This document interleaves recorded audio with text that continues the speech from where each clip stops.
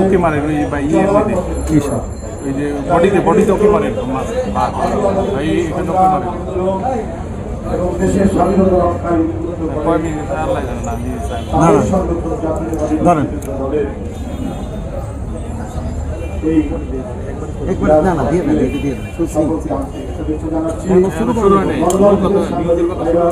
অনেক কষ্ট করে তারা দায়িত্ব পালন করছেন, তাদেরকেও আন্তরিক প্রীতি জানাচ্ছি।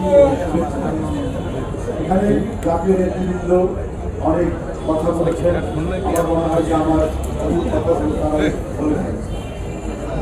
তো আমার শুধু এই কথা প্রত্যাশা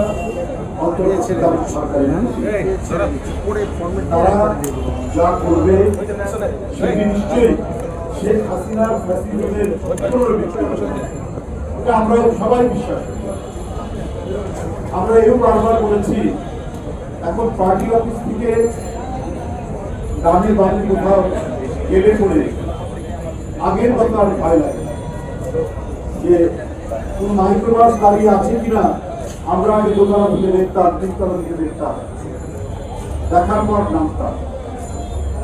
এই যে ভীতির একটা পরিবেশ, আতঙ্ক এবং শিহরণ, এখান থেকে তো আমরা কিছুটা মুক্তি পেয়েছি।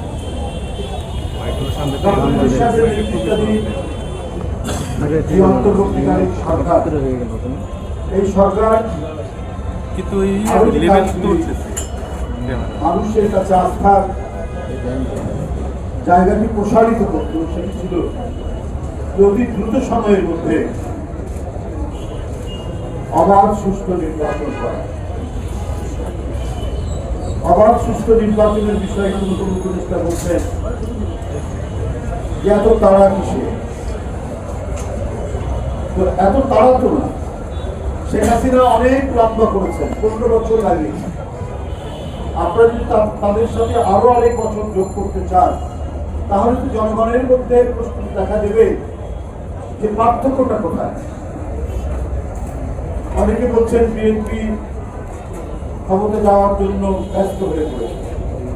ভোট তো আবার সুষ্ঠু নির্বাচন, এখন কে ক্ষমতা আসবে সেটা তো বলা মুশকিল। কিন্তু বিএনপির একার বিষয় না। বিএনপি লড়াই করেছে 15 বছর। শেখ হাসিনা জনগণের যে মালিকানা, সেই মালিকানা কেড়ে নিয়েছে। অর্থাৎ একটি সরকার গঠন করার ক্ষেত্রে জনগণের যে ক্ষমতা, সেই ক্ষমতা প্রয়োগ করার কোনো সুযোগ নেই।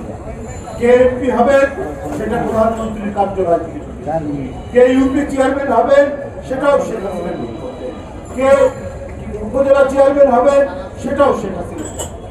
যার কারণে একটি জাতীয় নির্বাচন তাদের আমাদের যে কঠিন হয়েছে, কেউ প্রার্থী হওয়া এবং শেখ হাসিনা মানে ভোট করে জেতাটা বড় ব্যাপার ছিল, যে নমিনেশন, পার্টির নমিনেশন পাওয়াটাই বড় ব্যাপার। তারা পার্টির নমিনেশন পেলেই তো সে জিতে যাবে। আর এই কারণে একের পর এক নিজেদের মধ্যে মারামারি করে কত মানুষ যে মারা গেছে। কি জাতীয় নির্বাচন, কি উপজেলা চেয়ারম্যান নির্বাচন, কি ইউপি চেয়ারম্যান নির্বাচন। কারণ এটার সাথে অনেক অর্থবিত্তের যোগ আছে, অনেক দখল ভূমি দখলের যোগ আছে, একবার এমপি উপজেলা চেয়ারম্যান। এই কালচারটা শেখ হাসিনা